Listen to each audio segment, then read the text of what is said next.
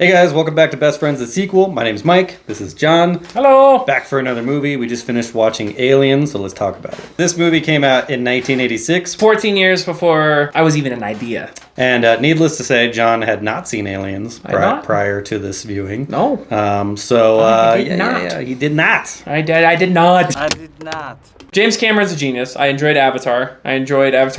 Way of the Water. And I've always been a fan of the cinematography, but anytime I've watched one of his movies, there's just a specific pizzazz that it has. And for a 1986 movie, I was not expecting that. But watching it, I could immediately tell that the way that everything was done in the movie was entirely ahead and better than anything else I've seen around that time. You see the stuff that they had in this movie in 1986, and it holds up today. I mean, the stuff in that movie is still cool today. Yes. Maybe cooler than a lot of the stuff out there. Yes. Holy shit. The cinematography is so fucking good. Right. And it's just the camera angles that get chosen, the kind of effects that are used, and let's not even forget the sets that they used. I guarantee that there was some CGI, some green screening going on, but you could tell that so much of it was real. Especially for 86, they didn't have too many kind of fancy effects and stuff like that, right? So a lot of it was practical stuff going on, and I was super impressed. And I can imagine in 86, seeing that kind of movie would blow people's minds. It did blow people's minds. I think James Cameron does a really good job at using CGI when it's necessary. Yes. And then using practical effects whenever possible. Almost every time you actually had a chance to look at an alien for longer than 2 seconds, it was a real thing. Whether it was the queen, even the egg sacs, and it even felt like some of the little head monsters were possibly even real. Heads of mops or something, I don't know. So what are your thoughts on the sound design?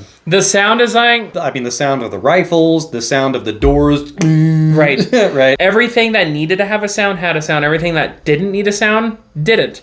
And I would love to have watched this in an IMAX theater or something. Oh my god, dude. They definitely play it in theaters from time to time. Yes, like 100% we'll have to keep an eye out for it so I can go watch it. But yeah, no, sound design was crazy. Everything from the mech suit that she wore, every moving part had a sound to it, and it didn't sound fake. It sounded like it was coming from the mech itself. That mech suit, I think a good part of that was real. The rifles look good. The armor looked good. And let me tell you, when they building up to actually seeing an alien for the first time, it took a while. He did such a good job at basically not letting you figure out when it was going to happen. Because there were so many times where you're like, oh, there's an alien that's going to pop out of that vent. There's an alien that's going to fall from the ceiling, and nothing happened. Well, and he did really good, and the sounds playing and just the ambient sounds going on, whether they were outside, inside, during a gunfight. There was always something that just made everything set. When Ripley first meets the soldiers, they're all goofing off and they're joking. And then as soon as we get down to the planet where they have to be tactical, the training kicks in. They only talk when they need to. Everybody's moving slowly and quietly.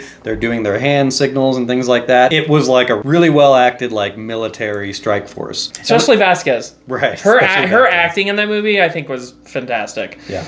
And then like you said, I mean, there's plenty of times where there's the camera's doing a slow pan across the room. They're walking down a hallway and all these things where you think that there's going to be a jump scare and it doesn't happen, right? And then when they do finally introduce the aliens, even that's not a jump scare. They see the alien for 2, 3, 4, 5 seconds, enough time so that the audience sees the alien very clearly. It's not a jump scare, and then it comes at you. The head cameras that everyone had, and the fact that it was made to make it a point to look at things through the head cams at certain times.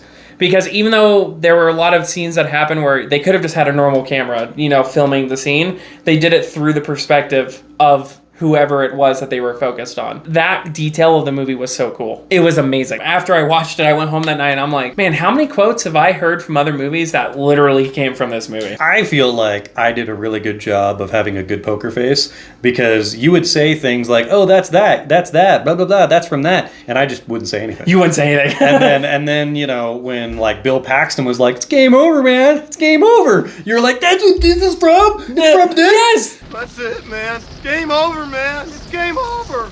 Speaking of Bill Paxton, what did you think about his character? A lot of things that happen in movies pull you out of the immersion. Even though he was acting that way, it felt like it needed to be there. Not every single person could just be stone-faced hardcore the entire time. There had to at least be one person who was freaking out and ended up being him. And I think it was fucking awesome. And it's a nice little break in the middle of the movie that feels serious when he's doing it. As comedic as he is going, it's game over, man. It's game over. You can almost imagine that he was being dead fucking serious Right. with it. He was truly terrified for his life. What did you think, I mean, overall about Sigourney Weaver's character? I like a badass female character. She was a serious, badass woman during the entire movie that never succumbed or dealt with any kind of bullshit. How you would probably expect someone who's coming from her position to be after her entire crew got wiped out by a singular alien. Again, as an actress, I haven't seen her in too much. I knew who she was. But in that movie, she played it so well and played into it so well. And I can't think of another actress during that time or in my time that I think could have done it better. One of the big things now, I mean, it happens in Star Wars, it happens in all sorts of movies where there's a strong female character and their abilities and their strengths and everything like that don't feel earned. With Sigourney Weaver's character, even the loader, right? She's like, I've got this license and like I can help and I can do this. A lot of people will talk about how like this is how you do a strong female character. Yes. And they do it right. And the other strong female character, Vasquez, she doesn't just like hack away enemies or you know, destroy enemies without establishing that she's a badass. The first time we see her, she's doing pull-ups. Right. Not only is she doing pull-ups, but she doesn't have like a long sleeve to like kind of hide like she's not actually a strong person. Right. Like she's sleeveless. She's like got muscles. Like it's not like there's a hidden person like lifting her up. Right. She's actually doing buff. that. So what did you think about the android Bishop? So I wanted to talk about him, and I wish he had gotten a little more screen time. He did an excellent job at playing an android. You can tell it's an android because there's no real hesitation in anything he does.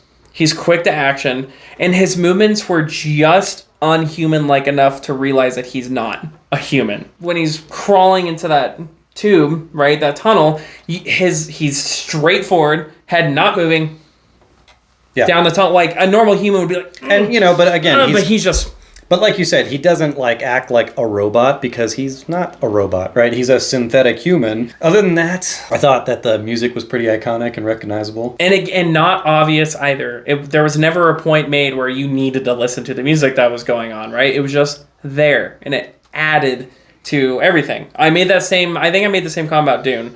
That the way that they did the music in the second movie, the music didn't feel forced. It just added to what was happening. And Aliens did very well at doing that same exact thing. I have to give the entire thing a 10 out of a 10. The legacy and the bar that it set, right? None of the story was forced. You're right. I don't think I need to see Alien per se to understand what happened. Yeah, right? I mean, and I think that's why Aliens stands alone. You know, I mean, same reason why Terminator 2 stands alone. But yeah, I mean, she recaps what she's been through. She shows her trauma. Like, they're saying, we're going to go down to that planet. And she's really selling you on the danger of the alien. Right. She's doing a fantastic job of being like, you do not want to do this. Right. And not only that, but like, I think another thing that makes her character like relatable and like not just a strong female character, but a strong character that is logical, that reasons. Like, she didn't want to go back to that planet. Like, she's not a hero. She doesn't want to be a hero. But at the same time, throughout the movie, there's a lot of moments where she can't just sit back and watch something terrible happen. She has to try to help. She has to try to get involved. But yeah, she didn't volunteer to be like the hero of this mission. I think moving into the spoilers, I think we have to. 10 out of 10 movie, I would agree. Nothing felt like it was just there to be there. Nothing felt like it was there to be filler, right? It's just something for you to look at while they try to extend the movie a certain amount of time. Right. It was 2.5 hours for a reason. And James Cameron used every minute of that 2.5 hours. But you think back then, when people think about aliens, they're thinking about fucking a xenomorph like that. You know what I mean? No, you're thinking about some small, blue, wide-eyed creature come down and saying, take me to your leader. Well, and that's another thing. That didn't happen in this movie. Well, and that's another thing. Like, another element to this movie that, like, makes you think about the success of it is even before you had seen Aliens, you hadn't seen any clips, any footage of this movie at all. But, you know, when somebody says alien, that's what you think of. Yeah. You think of that alien. Double mouth fucking... Right. And that's the thing. I mean, like, in future movies like Alien vs. Predator and stuff like that, like, some people call them xenomorphs, but at the end of the day, it's called Aliens vs. Predator. It's not called Xenomorph versus Predator. Right. All right. Well, that does it for the spoiler-free section. If you guys want to hang out, we're going to dive into spoilers. I'm sure we might be talking about that longer than we talked about the spoiler-free. So, see you guys in a second. Spoiler section of the movie. This is the part that I really really want to talk about, because trying to talk about aliens without spoiling anything is nearly impossible, because every part of that movie, like I said in the non-spoiler section, had a purpose. Every single piece of that movie had a purpose, right? We're going to start from the beginning. Sure. Okay, look, we can go as long as it's your YouTube channel, but we're going to start from the beginning, okay? And there's one key aspect that I want to point out in the beginning. So she's in cryosleep, right? And she's been on cryosleep for, was it 54 years? 57? Something in between 50 and 60 years. Yeah. So that long after the incident of what happened in Alien. I mean, if you guys haven't seen Alien, at the end of Alien, you know, she sets a course for Earth, and she gets into her cryopod with the cat and goes into cryosleep, and then that's the end of the movie for Alien. In the beginning of this movie, you know, the ship, I don't know what the name of the ship is that finds her, but the ship finds her, she's still in cryosleep, and they break the news, you've been in cryosleep for like almost 60 years. Yeah, and she freaks the fuck out, because she's like... Rightfully so. What? Part of the reason she freaked out is because she had a daughter. Yep. And her daughter, obviously... Well, so I think her daughter... They told her that her daughter died, and her daughter died in like her 60s. Yeah. So... You know, it is definitely possible that her daughter could have lived to see her mother, but if you know some of the extended universe, like Alien stories, her daughter was kind of a badass like Ripley. So I don't know how she died. I haven't gotten that far into it, but it sounds like maybe she just got old. Right. But yeah, so she finds out this shocking news, but I want to talk about that opening scene with that cryo chamber, right? So I haven't seen Alien. It sounds like we might end up watching it at some point, but I haven't seen Alien, but judging off of what I know, this movie picked up right after Alien. Well 50 plus years, but right. In terms of movie-wise, there's nothing in between. Right. Except for, I think there's a movie with her daughter is the main character, right? I don't think there's a movie, but there's an audiobook that I listened to. There's an audiobook. Okay, so audiobook took place, but in movie timeline, right after. So I also don't know if Alien Romulus is about her daughter. So we'll find out when it comes out. We're going to go watch it. Absolutely. Yeah. But that opening scene, the colors... the detail, right, of when they're cutting into the ship, okay? One key thing I noticed when that was happening was the increase in the smoke as they were cutting, okay? And you can kind of see it, and they cut the entire door. They didn't, like, cut it down. The entire scene's playing, but it's not focused on just that. It's focusing on pieces of the ship, making you remember what happened in Alien, right? Looking at her in cryosleep, and then the cat... and other pieces of the ship just as kind of little mementos to previous movie.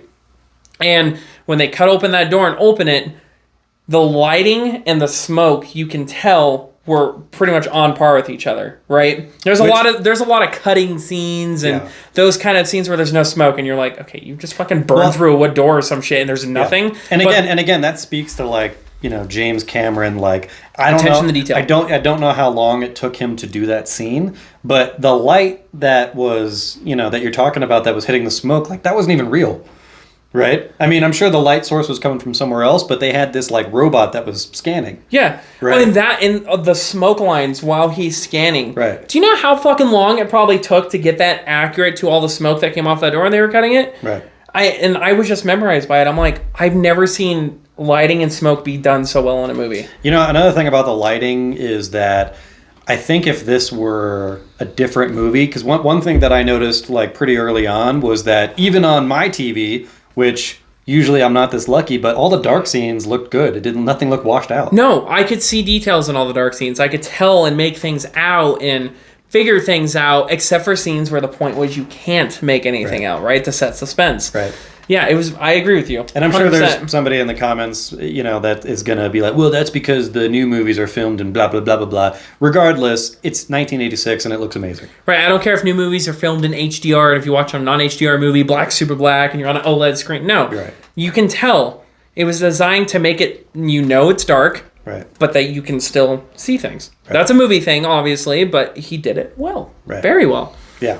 So... moving on from that scene where they get her out of the cryo chamber, next scene she's on board the ship, and what's his name? Let me see here. So Burke comes in and tells her like, yeah, you've been asleep for 57 years, and then she starts like panicking and like there's a pain in her chest and she's having this PTSD and then, you know, I don't know if you want to dive into that scene, but you know, she's having a dream. she's having a reoccurring nightmare.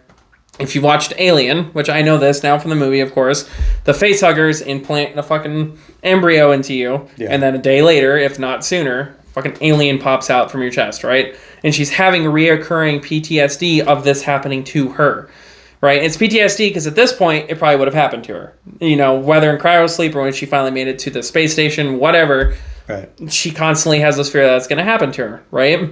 And she has her cat, right, which she turns to for comfort, and I love the cat. I don't know what happened to him, though, which we'll talk about. We didn't see the cat die. No. The cat didn't even leave the ship. But we never saw him again, and I was sad. That's true. We didn't see him again, but you said very early on, you're like, that cat's going to die, and I'm upset. But I was waiting for it, I'm not going to lie. Yeah, I mean, but the cat stayed on the ship. They didn't take the cat down to the planet. So hopefully the cat's living a good, healthy life. Yeah. So, but, yeah, so I want to point this out real quick before I lose it in my mind. They didn't enunciate the fact that it was the future. They didn't try doing that in the movie, right? They made everything very normal. And is that regardless, a compliment?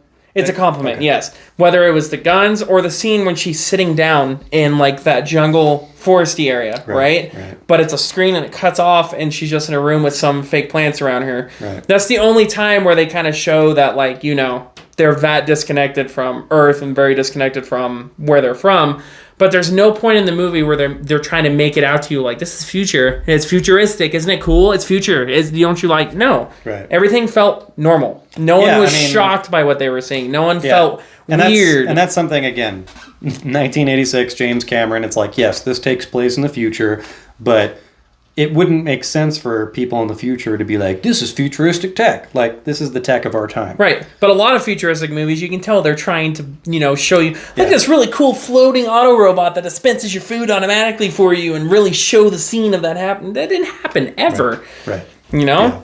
So so she's having the reoccurring nightmare, and then she wakes up, and then, you know, Burke comes and tells her, hey, you know, again, you've been asleep for 57 years, and we need to go talk to the bigwigs, and because, you know, they don't believe your story, right? They don't believe that, you know, you did all this damage to your ship, and all your crew died, and you're the only survivor, and because she self-destructed her ship, I believe, because the alien was on, right? The ship. Right, but I think she literally destroyed her own ship because the alien was there. I can't remember. I believe. But anyway. They talked about it in the movie, which is why I'm making that guess, but I don't know because I didn't see Alien. Yeah.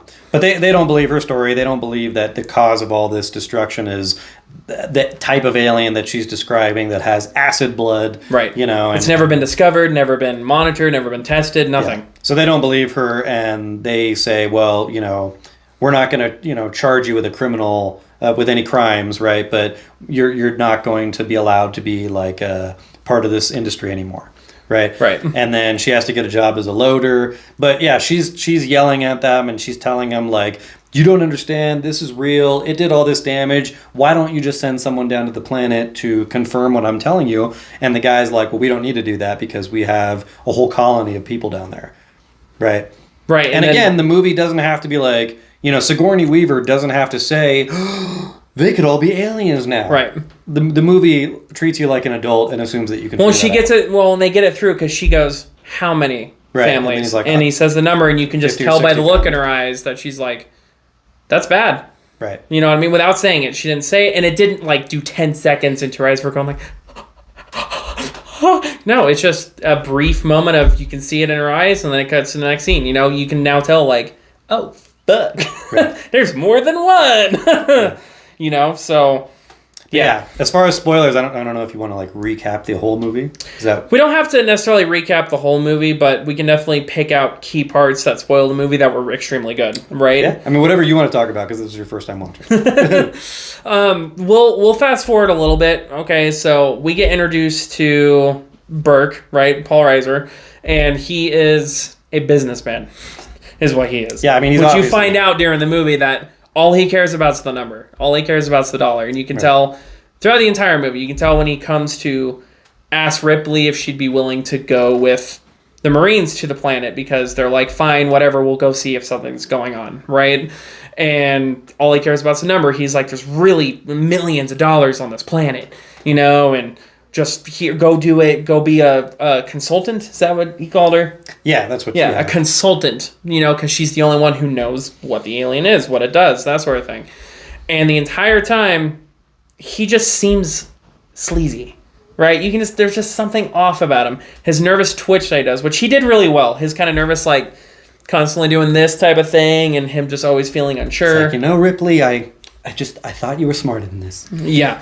He always seems very nervous, but we can tell he has a bigger goal in mind. Right. And to a James Cameron compliment, he never made it super obvious that was his goal. It was just natural, but as the movie progresses, you start to realize he doesn't care a lot about what actually happens to anybody. Well, and in movies around that time and movies past this time, a lot of times that character would do something very nefarious or or slimy or whatever, and they would show the audience him doing it. Right. So we know that he's like as bad as he is, but the main cast, Sigourney Weaver, doesn't know. But they don't do that. Eventually, there, we'll get to that eventually. But eventually, there's a part where Sigourney Weaver, Ripley, calls his character out and tells him that I'm not going to let you get away with all this, and as soon as we get back, I'm going to nail you to the wall and all this. And that's when we do see him do some stuff. But it happens. But what he does happens like at the right time. Right. It all happens at the right time, and they don't. I think there's only one time where they show him doing something fucking shitty without anyone knowing that he's a shitty person. The only time that they showed him do something was the camera. He turned off the camera, and that's when we knew. Right. But that was only a couple of minutes before everybody else found out. Right. Yeah. He didn't leave it long because now you know. But he didn't draw it out. James Cameron didn't draw it out to be like, when is everyone going to find out? When is the next thing he's going to do happen? No, it was shortly after that where Weaver's like, or Ripley, her character, was like, I know you fucking did this. Right. It's obvious you fucking did this. Right. Because she's not stupid. Right. And they make sure she's not fucking dumb. She knows that he turned off the camera. She knows that they got attacked by one of the head aliens. Yeah, and that's way down the line because I don't know how much you want to talk about. But so when we were getting carried away with his character. So we meet his character. We meet his character. You can tell pretty early on that he's a slime ball, right? Slime ball, sleazy slime ball. He's sleazy. And then he tells Ripley, we just found out we lost communication with the planet, and we're pretty sure something bad's going on. So we'd like you to come with us as a consultant because if there are aliens down there, which there probably aren't, right? Yeah, there probably is. You're crazy, but but just in case, you should come with us because you're the only one that really knows about them, right? Right. So, but she was against it. She didn't want to go because she doesn't want to face the aliens again. But because nobody believes her, she's lost her position, she's lost her credentials, and she basically says fuck it. She's barely able to get work, so she's like, all right, fine, I'll go. Right. And so we meet the soldiers, which is like Bill Paxton. We see what is his name? We see Michael Biehn, which is Corporal Hicks. Mm-hmm. He's like the main kind of sergeant guy. Yep. He plays John Connor in Terminator, right? Yep. We got Lance Henriksen, right? Paul Reiser is, Paul Reiser. Yeah. But he's not a Marine. Do we even figure out what is he? Do we ever even fucking Burke? Do we ever even figure out what his title is? He's just a company man. Just a company man. He's a businessman. Yeah. He's a Trump of aliens. I mean, when he introduces himself to Ripley, he says, "Oh, I work for the company, but don't let that fool you. I'm actually a really good guy." Yeah. Spoiler. He's not. And spoiler alert, he wasn't a good guy. Spoiler alert, he's a cock. Yeah. So we meet the soldiers. They're obviously a bunch of tough guys and everything like that. They don't believe really that the aliens are as terrible as Ripley says, but they're also very prepared. Yeah, very, very. Right. There was a scene in there. You have to input the scene in here, but when he's looking at Ripley and he's like, "We got this right here. We got these right here with 10mm steel casing, rounds. We got this, and obviously he's being kind of a goofball during it and badass like because they are badasses to be fair. But he's showing off everything. He's like, "We are very well prepared for this." You know what I mean? And when they get to use everything, it actually seemed like it kind of was working. It's just there was a lot of them, right? Yeah. So and before they head down to the planet, they're prepping and everything like that. And Ripley goes up to what's his name? Ripley goes up to Corporal Hicks and Sergeant Apone. Apone. And she's like, I feel like I'm not really contributing here. Is there anything I can do? And I thought that the sergeant had the best answer, which is it's like not a sexist answer. It's not anything like that. He just said, I don't know, is there anything you can do? Yeah, just ask her. Is there anything you can do? And she said, well, I've got a license and I can drive that loader. And, if you want me to do that. And he just goes, be my guest. Right. And then she goes and she does it and she lifts up the thing and then she does this turn and she's like, where do you want it? And he goes. And Corporal Hicks and the sergeant are both like, I want it in you. Bay 12, please. Bay 12, please. Yeah, by the way, I just want to point out for Sergeant Apone, okay? One of the most badass scenes in history, I think, is the fact that they get out of their sleep and while he's laying there, he grabs a cigar from fucking somewhere and gets out. Men, line up! And I'm just like, where the fuck you get the cigar from? I love you. I love my job. I love my job. Yeah. It was fucking awesome. Everything about it, this movie's fucking awesome. So they get into the jet thing and they're flying down to the planet, and that's when what's his fucking name? That's when Bill Paxton's character, Private Hudson, that's when he's like, we got this, we got that, we got guns, we got nukes, we got bombs, we got... Yep. And then and Hicks, the guy who plays John Connor, he actually falls asleep on the way down. Yep, he does. So, yeah, he's fucking... Yeah, so he falls asleep. So they get down, it's raining. That whole shot looked cool, right? I mean... Oh, dude, the rain? Oh my god. Yeah. That's the best rain effect I've ever seen. I can't remember... I think I was trying to compare this to a scene, but it's raining, it's dark, right? And I remember somebody giving a breakdown of... Well, you haven't seen Lord of the Rings, right? No. Anyway, so there was another video that I was watching that was giving a breakdown of Lord of the Rings, and I think it was Two Towers. And there's a scene at night, and it's raining, but all the army and a lot of the characters are lit up, right? But they do it, the lighting is done in a way that doesn't feel like it's coming from an unnatural source. Right. Right? It could be moonlight, whatever it is, but it's like, we got to find a way to light this scene. And they did that in Aliens. But still... the audience still needs to know that it's nighttime. Right. Right. So that was done really well. And it wasn't your corny, like, you can tell it was filmed during the day, but they just made, like, the after effect really, really dark, like in a lot of old, like, Miami Vice type shows and that sort of thing. Right. It wasn't just that, where you can tell it's day. It's obvious it's daytime, but they just made it dark. Right. Right. No, it was dark. There wasn't like a random reflection off of metal from somewhere that you couldn't tell. It was a light on the base or something, or some natural light barely coming in through the clouds up above. Right. It was very natural, very naturally done. And then they go up to the door that leads inside, the main building. And to me, that's kind of like where the sound design, again, like stands out because, Hicks has to, go on this keypad and he opens it up and then the door's like... Yep. And like the door opening sound to me is like... iconic. And it wasn't some cheeky sound. It was just like psst. Yeah. Psst. No, it was like you can hear the metal grinding and stuff like that, and you can tell it feels like something has to work to open that door. Right. And there's motors or something opening the door. And again, it's just like when you think about the making of this movie, it's like, man, where did he come up with that sound? Right, like where did you get that? No, this is James Cameron's like, to be completely honest with you, I was just in my kitchen one day and I scooted my chair back along my floor and went, and I went, stretch it. Record me. Record me. Yeah. And then he's like, spoon, counter. Layer them. Door. Right. Wouldn't surprise me if that is how that was made. Right. So so they're going in. They're quiet. They only talk when they need to talk. And they're going through. They're looking at this again. The music and the camera movements, the way they're panning. You keep thinking they're going to run into an alien any second. Right. And it doesn't happen. They're going through these hallways and stuff like that. I think at some point they saw the melted metal. Yeah, and they're like, acid blood. Yeah, no, acid blood. Now we kind of believe you. Right, and yeah, you can kind of tell, again, without them saying it, oh my god, maybe she was right. No, you can just tell the look on everyone's faces, they got slightly more serious because suddenly they're like, mentally you can tell they're thinking, oh, she may not be bullshitting. Yeah, but nobody had to say that. Right. Nobody. Yeah, they saw it. There wasn't even really like a look at everyone like, it was just keep going. Well, remain serious. We're here for a mission.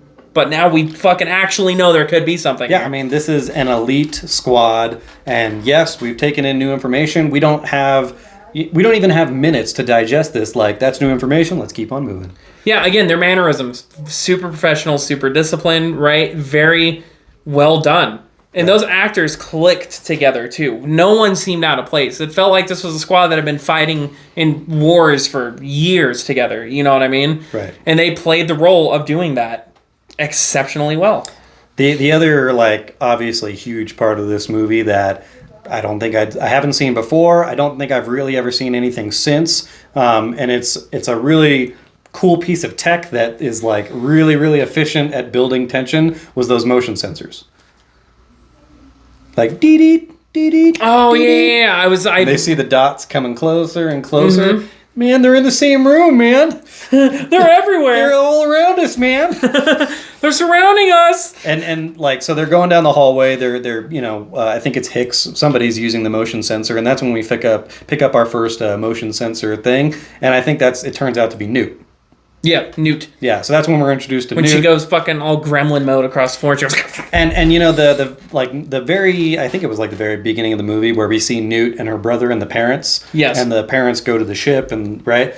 That's an extended... It was like the first and only time in the movie where you could tell, like, all right, someone's dying here. You can just tell someone's going to die. And that whole part, that was an extended scene. That wasn't in the original. Oh, really? So in the original, we first meet Newt when they run into the Marines. We watched the extended scene version, by the way, without realizing we were watching the extended scene version. Yeah. So there were a couple of scenes where he's like, that's an extended scene. Yeah. Like the one with Ripley sitting inside that forest room. I don't think that was in the original. That was extended. Yeah. So in the original, that's the first time we meet Newt is when the Marines find her. So we don't even know where she came from at all, but we did with the extended scene. We were kind of like, okay, she's the daughter of Hoopla and Hoop Her. And Newt is like super smart for a little girl. I mean, really, even for an adult. You know, she's kind of crawled through these vents and ends up in this one room where there's only one way in, and then the ceiling is like a spinning fan. Yep. And it's like a trash area or something like that. But it's like, and there's also a lot of snacks and stuff there. So yeah, she found probably the only place in that entire base that she could live.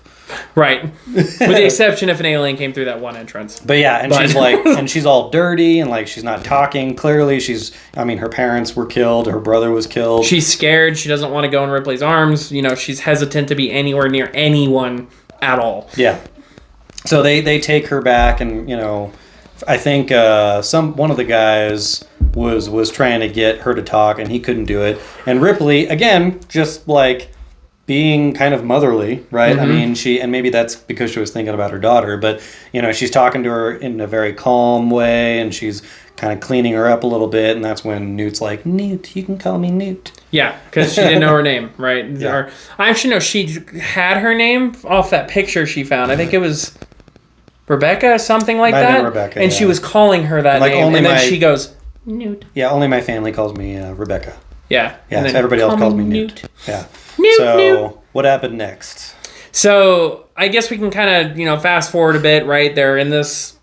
So during this time, when they find Newt and all this, they also end up finding some of these head aliens in like tubes, right? Yeah, like jars. And they discovered that they actually were aware of these aliens. The colony was aware of these aliens, and they were testing on them, right? And in the extended, and I think 2 of them were dead. One of them was alive. Still, two were dead. One was alive. Yep, the other 2 were dead. One was alive. And during this process, the android Bishop ends up actually taking one and cutting him open and kind of inspecting him. It was a dead one. It never came alive, but he was kind of inspecting it and telling, Ripley was trying to tell him, like, as soon as you're done, can you please, like, fucking destroy it or something? And this is when kind of the whole evolution of us learning that, what's-his-face wasn't that good of a person. Right. Because Bishop tells her, he told me to bring it back. Right. Right, and Ripley's like, what? No, I can't remember if they did, like, their first little mission and then came back and did that, or did this happen first? It was because they ended up taking shelter inside of that building for a minute just to kind of recoup after finding Newt and that sort of thing. That's where they found that. Right. That's kind of where their main headquarters was for a little bit while they were trying to find any survivors and that sort of thing. Yeah, because I know, like, before we found out that he was like a really bad guy, they go on their first little mission. Yep, yeah. They have their little mission, and it takes a minute before you start realizing that he has an end goal with him being here. But again, it was not forced upon you. It wasn't obvious. It's just little bits and pieces that started to come together where you're like, right. This dude just does not... And actually, to start, it's kind of like this dude just does not listen. Yeah. You know what I mean? Why is he not listening? And then you start realizing he has a bigger picture behind it, you know? Yeah, and another really, like, just great tool that James Cameron used is that apparently every colonist had, like, a GPS signal. Yes, or built... It was in them. It was actually, like, implanted in them. Right, and so when they get turned into an alien, like... they're able to like track them. They could track motion sensors too, but they figure out like, oh, they're all in this one central location. And they still don't know that like every single person has been turned into an alien. Right. They think they're survivors. Yeah, they don't really understand the process completely yet. Yep. So they make their way to that central area, and then I think like maybe 3/4 of the way there, that's when Ripley's back in the truck or whatever, and she's like, where are they doing it? Oh, it's near the reactor. Like, well, what if they fire their guns? That could cause like a nuclear explosion. Mm-hmm. So now they're going into this hostile territory, and they're like having to give up their weapons, which they kind of do, they kind of don't. Vasquez refuses. Basically, she gives the sergeant the thing, and she goes, yeah, got another one. But the sergeant guy, like, he's like, all right, give me all your mags, and they put all the mags in like a bag, and then they run into somebody who's like on the wall with their head down, looks like they're dead, and they lift up her head, and she's still alive, and she's about to chest burst. Right, and keep in mind too, this was the third mini mission that they were doing on this. Is when they were trying to go get the survivors, and you can tell that the room and stuff starts to look different. It starts to have a different there's some dynamic. Black, like, you know, black, like scaly chemical shit going on. Yeah. Some really weird just materials. So at that point, when they first started walking in there, and it was like, you know, clearly like there's either some infection going on, right, or we don't know. I mean, at this point, you didn't know what that black stuff was. No. Right? So did you have any idea that those were just aliens resting on the wall? No, I thought it was just like, just pieces, right? Right. Maybe they have building pieces or they have shit that's going on, right? Right. Zero idea that every single thing that they saw while walking in there was a fucking alien. Everything. Yeah. Every part of that room was an alien. Nothing was just stable. And by the way, like that first extended scene at the very beginning of the movie where the parents see the ship, right? And then they die. So... I'm sure that you took that as that's the aliens' ship, right?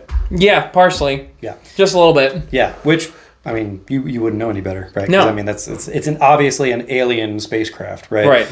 And I won't spoil it for you, but there's a movie called The Covenant, which has that ship, and it's not about the xenomorphs; it's about a different alien race. And without spoiling too much, I mean, because the movie The Covenant tells you this very early on, but that is basically the race that's responsible for probably making humans and also for making the aliens.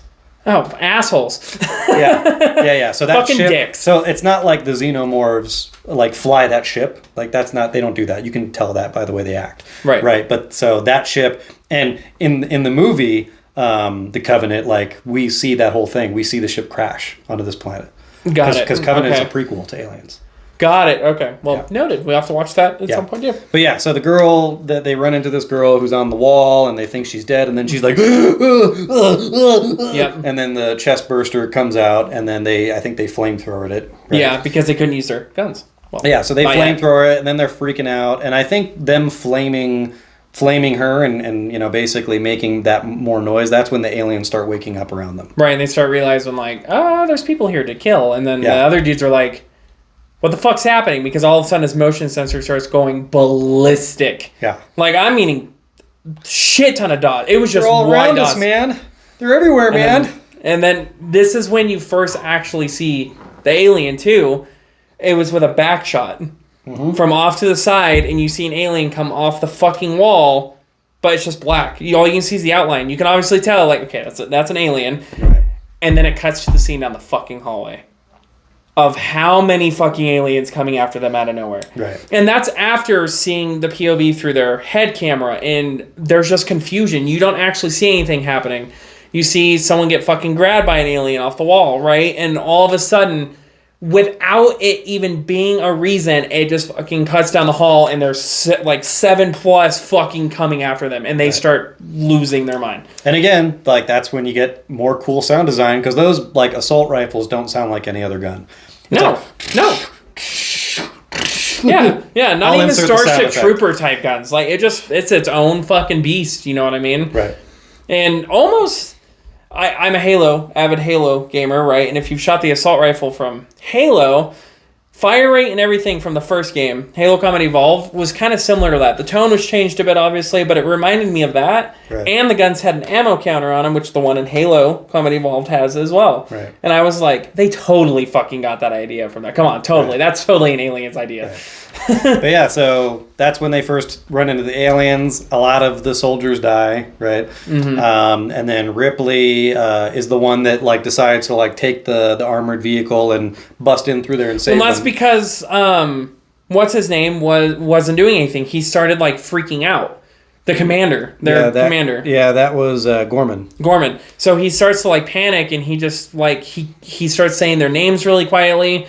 And it's obvious that he's like stun locked, like he doesn't know what to do because he wasn't at all expecting this to happen. Well, and his guys start dying, and he just panics. So Ripley fucking takes the headset from him, tries to tell the guys like, get the fuck out now, leave. Well, and like he mentions that like he's done some stuff in simulation, right? But it's his second drop ever. But this is a guy who probably like went to college and went straight in as an officer, right? And he's just he's not really he's not made for this. No, he's not. Right. No. So Ripley, she takes over the armored vehicle. She busts through some walls and stuff. She rescues some guys. They jump in. She flips a bitch and goes back out, drives out. And now they're outside in the vehicle. And at that point, that's when they're talking to... This is the only time that Burke had a good time in the movie, by the way, was Ripley took control of the vehicle. And Burke was like, you had your chance. Yeah, and Gorman tried to stop her, and he grabs Gorman. Burke grabs Gorman and goes, you had your chance, and pulls him away. Right. But at the end of the day, that was just to save his own skin. Yeah, it really was. He's selfish. So they get the vehicle outside, and then they're talking about, what do we do? Like, we just lost like more than half of our guys. Clearly, this alien presence, like if it gets out, could like annihilate everybody. Yeah. Right. If it somehow gets on one of our ships and gets back to Earth, it can turn everybody into aliens and just kill everybody. Foreshadowing. Right? Yeah. So Ripley basically says, the best thing to do is to like get off the planet and nuke it from orbit. Yeah, fucking nuke it. Right. And then that's when the company man, Burke, that's when Burke says, these guys are just grunts. They don't have the authority to make that call. No offense. And then, I think it was Hicks, right? Yeah. Is it Hicks? Corporal Hicks. Yeah, Corporal Hicks, because he was the next in line, past Sergeant. Yeah, so then, Corporate Man is like, oh, you're just grunts. No offense. And he's like, none taken. Hey, prep a thing for liftoff, and we should probably nuke it from orbit. Yeah, we're going to nuke it from orbit. Yeah, and the entire time, too, he makes comments about the fact that there's millions of dollars of research here. And when they're flying in, too, they were looking at the huge thing, and he's like, look, it's a great human achievement right there. He just cares about not fucking blowing up what makes him money, essentially. Right. Even though there's an alien species on here, and it's like, sir, you're not getting this back. It's done. You've lost this base. Right. You want to go down there? Yeah, I think so. So the pilots from earlier, they're flying the ship to come pick up the Marines and Ripley and Burke and everybody, and that we see that one of the aliens managed to sneak on because they were just like hanging out somewhere on a landing pad wherever it was. Right, we didn't really know, but an alien managed to get on board. And there's only 2 people on the ship waiting for exfil. That's it. Yeah. So the alien takes them out. The ship crashes. That's when Bill Paxton is like, "It's game over, man. It's game over." Really cool crash scene, by the way. Mm-hmm. I was expecting it to look cheesy. It actually looked really real. I almost wonder if there was something practical done for it because I'm sure some of it was practical. Yeah, because it looked a great ship crash scene. It was amazing. Yeah. So I guess they retreated back to some area inside. They got back inside the base where there's a couple of rooms where they could kind of seal off the area, mm-hmm. right? And Ripley is like, all right, I'm going to go put Newt to sleep. So, she hasn't slept in a while, and I'll try to get some sleep too. And they go to sleep in this room, and that's when Burke pulls his shit. Yeah, that's when he starts kind of pulling his shit. And real quick, let's get a body count real fast of who we've lost, right? Put up like images of their faces with X's. Yeah, I mean So we've lost. So we lost. We lost the sergeant, right? Yeah. We lost Sergeant Apone. So we lost Vasquez, or was that later? That's later. Yeah, so yeah, we haven't lost her yet. So at this point in the movie, we have lost Drake. Sergeant Apone. He was like the first guy. We lost Drake. Yes, we lost Drake. We lost Frost. We lost Apone. We lost Frost. We lost Pharaoh. We lost Pharaoh. We lost Spunkmeyer. Spunkmeyer. What is that? 5? That's 5 so far. Yeah. Yeah. 5. I think we lost Warsbowski and Crow. So I think we lost 7 of the Marines that were with us during that entire thing. Yeah. So we'll say that aside from the entire colony, we have Hicks. So Hicks is alive. We got Vasquez. We got fucking Burke. We got Ripley, the android, Bishop, Newt, Corporal Hicks. He's alive. He got knocked out during the fucking crazy driving scene. Yeah. I think there's 8 or 9 people left now out of this huge Marine team that showed up, right? Yeah, so Cigar Smoker died. Yeah, he died. Damn it. Fuck. Although, when they got back and they were like looking at sensors, Bill Paxton's character was like, "Oh man, they're not dead, man. Like their heartbeats are real low, but they're not dead, man." And that's because the aliens were taking them back to, their nest, and they were going to put eggs in them and turn them into aliens. Yep. And, Ripley's like, they're done. I get it, but there's nothing we can do. Right, they're dead. They're gone. It's over for them. So at this point, they're just trying to survive as long as they can. They set up these auto turrets that was a cool thing with the auto turrets, because they can't really see what the auto turrets see. So the only visualization that we really have is the ammo count going down. Right. Yeah. So and we only got a few shots of actually seeing the turrets do anything. Right. Otherwise, James Cameron really wanted you to know that like they don't know what's going on. I don't really want you to know what's going on. Right. You know what I mean? Right. So they're using the ammo counter of these auto sentries to determine, are they done? Right. Are they not? And the first time they run out of ammo, they realize they're not done. No, that wasn't all of them. There's more. Yeah. So, 500 rounds from 2 sentries, and there's still more. Yeah, and then I guess it was like 10 rounds left, and that's when the aliens are like, "We've got to find another way around." So that's when they stopped.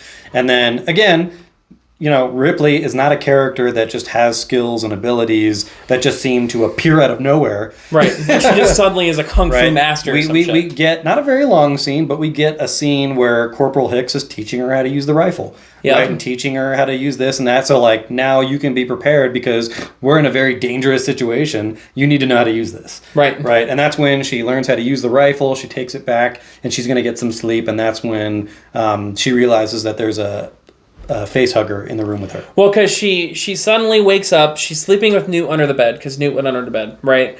And she suddenly wakes up and she looks out and she notices that one of those tubes that the alien was in was cut and on the ground, rolling around on the ground. And she's like, that's not right. And so she reaches up for her gun, and the gun's not on the bed anymore. And she looks out the window, and it's outside the window. And this is when the realization happens that someone did this. And that someone... I don't think she knows that it's Burke yet.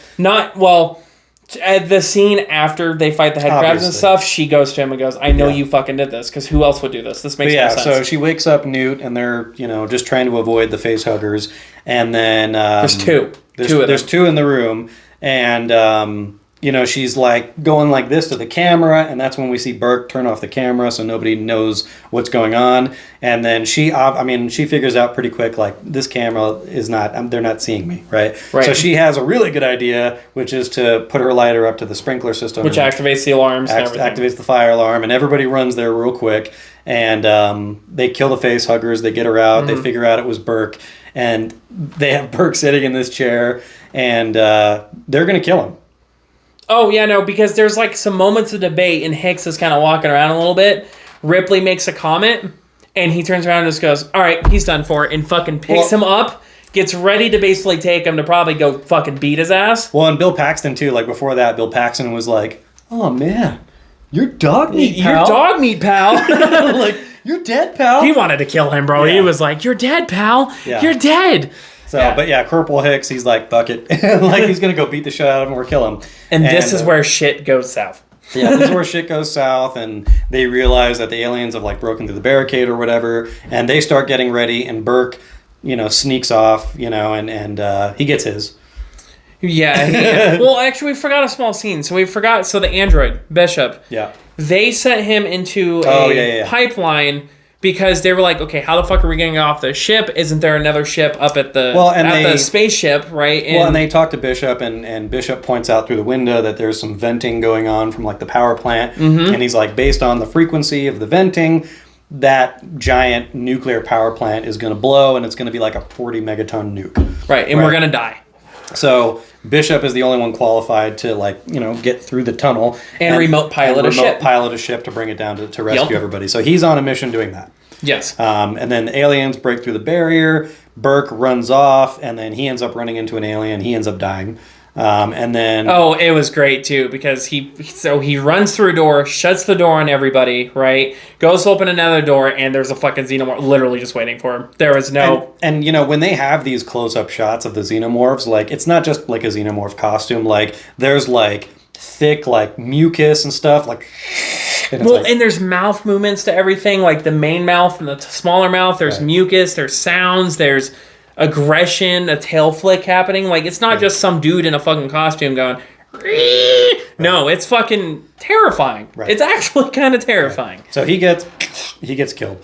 And then they are retreating as far back as they can, and they're like, you know, Vasquez is welding the door shut, and like it's like beep beep beep, the motion sensor's picking them up. They're getting closer and closer and closer, and it's like, oh, they're in the room, man, what's going on? And like, did we miss something? I don't know. And this is another one of those scenes where it's not a jump scare, right? No. So I mean, you could tell it. Yeah. Like, okay, so first comment after this was, I have not felt terrified in a movie in a long time. I used to get scared easily. Becoming a gamer and playing horror games, I don't get scared as easily anymore. And it's really hard for a movie to scare me, because I kind of learn what to expect, right? That's kind of the bad thing about watching movies, is you start to realize, oh, there's gonna, you know, he's gonna open it, camera's gonna turn left, camera's gonna turn right, and you know what I mean?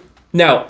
They open the top because they realize they're everywhere. And meanwhile, we're still hearing like meep, meep, meep. Like they're getting closer. Right. Meep. And so he steps up like on a stool, and he puts the gun and like looks up in the vent. All it is. And there's got to be like 20 of them, right? Oh my, it's literally just a camera shift. It's just a camera pan. There's no like jump scare sound. There's no music. It's just a pan. Yeah. And you see 20 plus fucking aliens crawling towards you. And they don't. And he just gets down and right, and starts fucking lasering the roof. There was not an enunciation on it, and that's what made it so fucking terrifying. Right. Was letting the audience just have the sudden realization there were like, oh wow, tons. We are screwed. Yeah. No, and it scared the fuck out of me. You can ask him. I was legitimately terrifying. I reeled back in my chair and was like, oh my god. Yeah. Like because I wasn't even expecting that. I'll try to salvage some of that footage, but a lot of that stuff I can salvage because that's the screen lit up our faces.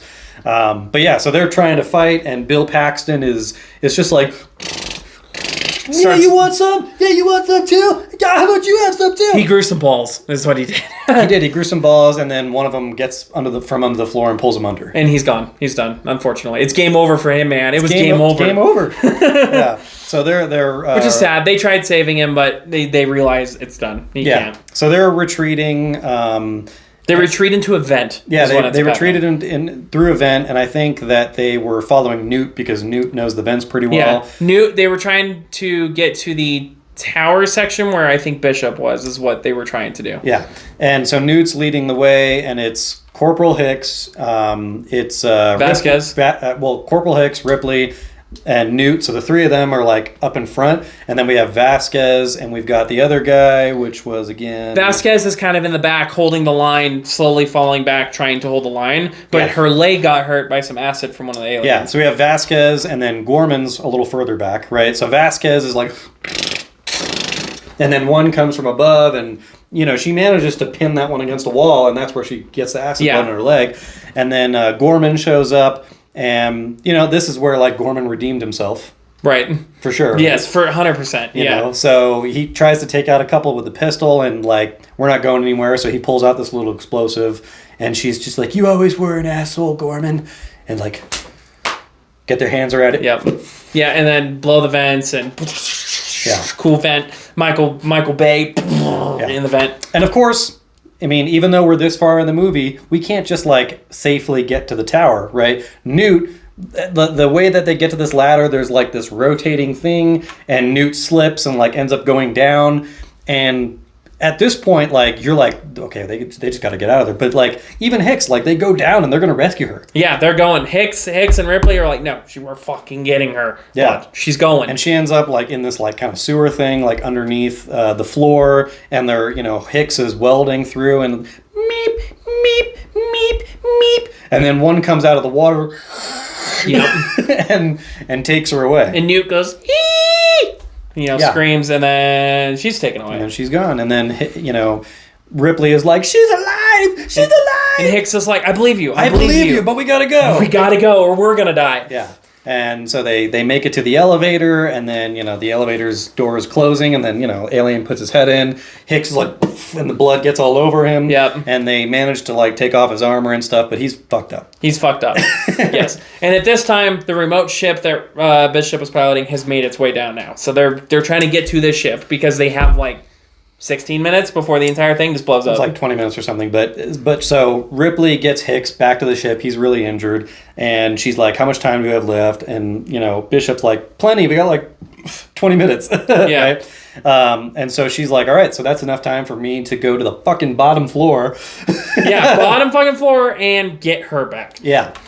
So she's loading up the guns. She, like, duct tapes an assault rifle and a flamethrower together. This is where you see Ripley's creativity and just how much of a badass she actually is. Again, there was no enunciation to it, but she tied because she was trying to track Newt, so she tied the tracker to the gun, the flamethrower on the other side, so she has gun and flamethrower with a bunch of 40 Mike equivalent grenade launcher shells ready to go. Yeah. Right? And she's fucking ready to do this, essentially. She's like, I'm going and getting Newt, and there's nothing you can say about it. Yeah. Right? Yeah, and so she takes the elevator down. She comes out of the elevator, and that's kind of an iconic scene, by the way, when she comes out of the elevator and, like... Oh, I could tell. Yeah. And, she's, like, making her way... And this is, like, again, another, like, credit to James Cameron filming, because... Like, for the last, like, 45 minutes, maybe even an hour, it's been, like, nonstop action. And... She's so... And not repetitive action. It's always been different. It was some different kind of scenario taking place. And she's on the bottom floor, like, on this mission to rescue Newt, and she's, like, ready to, like, solo level the aliens. Oh, 100%. She's fucking ready. But, like, even though it's been, like, action-packed with, like, hundreds of aliens, like, it's quiet here. Right? Like, she's going And it's through... unsettling. Yeah, it's very unsettling, because anything could pop out at any second, and she's kind of, like, flaming the hallway... trying to, like, make sure she gets... And so she's making her way down the stairs, and she's following this sensor that was on Newt's wrist. She finds the sensor by itself, and then she's like, oh, like, I've lost Newt. Mm-hmm. And then the next scene, we see Newt wake up, and we see this egg opening up, and the face She's hugger, cocooned, by the way, just for context. She ended up getting cocooned. but she hasn't been implanted. Implanted, no. Yeah, so the egg is opening up, the face hugger's coming out, and she screams, and... Another great scene, because Ripley hears it and then, like, immediately, like, she was crying, but to action. Just serious immediately. Right. She's like, she's not dead. Like, just in action. So she takes out the face hugger, she rescues Newt, they're running to get back to the ship, and they run into this room. And again, this is a scene where, they could have had, like, a lot of crazy music, they could have had a lot of weird sound effects, but it just goes silent, and she's looking around the room. There's a bunch of egg pods and then she everywhere. realizes she is surrounded by eggs, which... That in and of itself would be horrifying, right? Right. But then she starts hearing this heavy breathing. Yeah.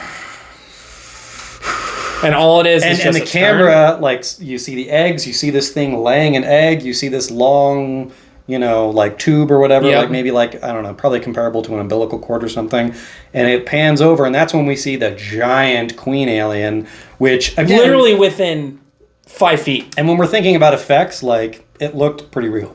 Oh, I think it was real. I mean, don't think there was anything been a CGI about the actual prop alien or something. Yeah, yeah, it was real, 100%. And the queen's and I mean, they're 5 feet apart from each other. That's how fucking close she was. And they just turn, and queen is there. The eggs are there, and there's just at first the queen, like, doesn't move, and then it's like, and then it's like, and then that's when you realize, like, it can move. It's mobile. It's like, alive. It's alive. Like, this is not like.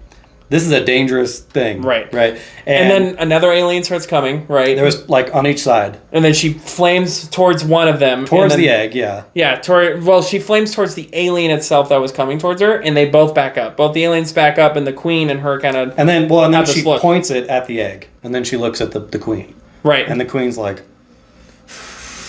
And then the other aliens go away. And there was this moment of mutual understanding of, don't kill my babies. Yeah. Leave. And then she starts backing. So Ripley starts backing up. Busy. So Ripley. Sorry, Nova. Yeah. So Ripley starts backing up, and then I can't remember why she had this look, but she gets this look like, and then she just. Right. She basically just decides, you know what? Nah, fuck this, and flames everything. Yeah, so she's flaming all the eggs. She's just unloading the rifle into all the eggs. And the queen's going. Yeah, she's grenade launching everything. She's taking everything out. Literally, ka-thunk, boom, boom, everything. Which was completely unnecessary because she knew she was going to nuke the whole place from orbit. Right, but she really wanted to send a message of fuck you guys. Yeah. Fuck what you stand for. Fuck you. Fuck you. Fuck you. You get a fuck. You get a fuck. Yeah. So she makes it to the elevator. She's and the whole place is like starting to blow up. Right. Which, by the way, the queen came off of where the queen was and is now going after Ripley. The queen's now in pursuit. There is a hot pursuit in action going on right now. Yeah, so she gets on the elevator. Everything. Yeah, she gets on the elevator. She gets up. At first, she thinks that Bishop left without her. There's no ship. Because there's no ship. And then Bishop's just like, oh, yeah, it was unstable, so I had to fly around, right? So... And then the queen comes up from the other elevator, right? Yeah. And the queen's still kind of after her, but she manages to get on the ship, and they fly off. And I mean, I don't know if there was like any hint that the queen had snuck on. None. Yeah. So they're on board. They're back on the main ship. It's Hicks. It's Bishop, Ripley, and Newt. And that's it. That's all we got. Yeah. And then Ripley is talking to Bishop, and she's like. Not bad, Bishop, not too bad. And he, just for a brief moment, he has this moment like, oh, she finally accepts me. Right, he's like, really? It wasn't that bad? And then all of a sudden... The thing comes through his chest. When there's white blood coming out of his mouth. And the queen completely lifts him up and just rips him in half. Fucking rips him in half. Yeah. Because so she attached to the ship. She came with him.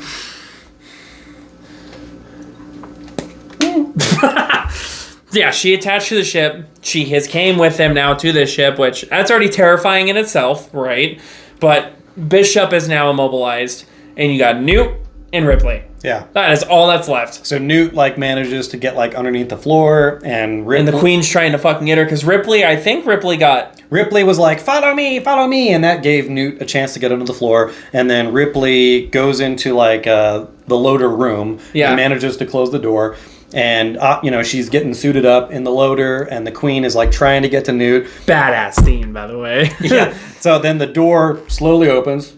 Well, from cinematography, by the way, that shit was sick because you just see the queen stop and look up, and then the door's just slowly opening, and Ripley's fucking there with the so Ripley's in the thing, and she's like...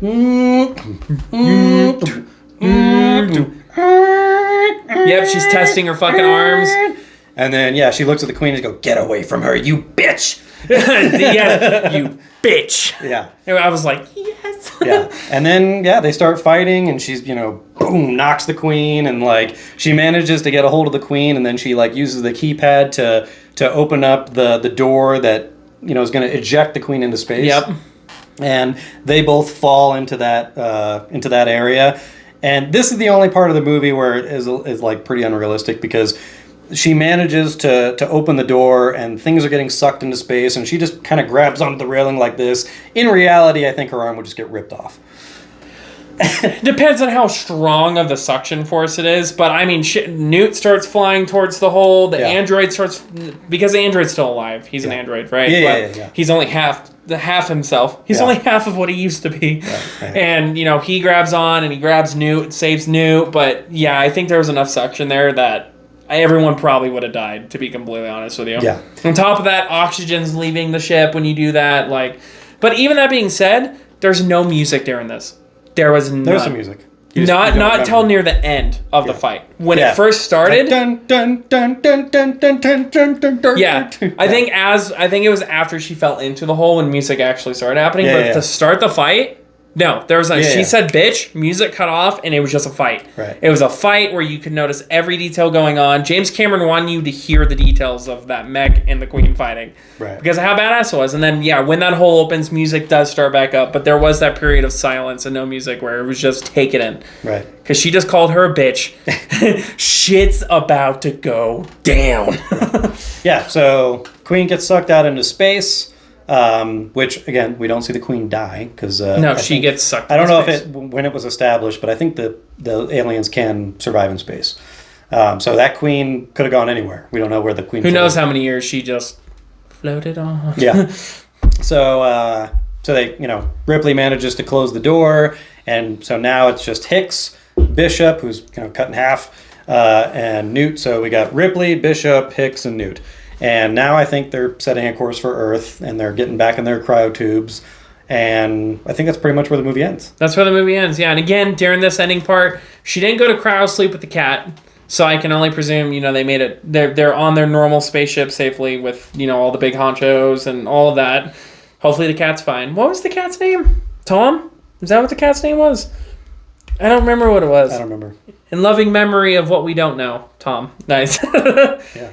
But yeah, overall, every part of the movie was great. We really just did a recap there. That was a recap of the movie. That's okay. But and it was parts that stood out to us, and we're sitting in an hour and a half of recording, and many parts of this movie stood out. I was going to say, obviously, we didn't recap the whole thing because we didn't record for 2.5 hours. Right, but but this movie's worth talking about for that long. It's worth talking about. I think you could sit down and really, if you were to pick apart this movie, you would be hard-pressed to find something that could be seen as a critique, right? And I think every movie in existence, there's something critiquable about it, right? Because not everything is perfect.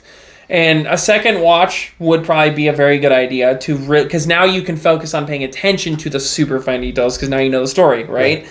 But at a glance, I'm not going to compare it to The Room. The Room was destined to fail.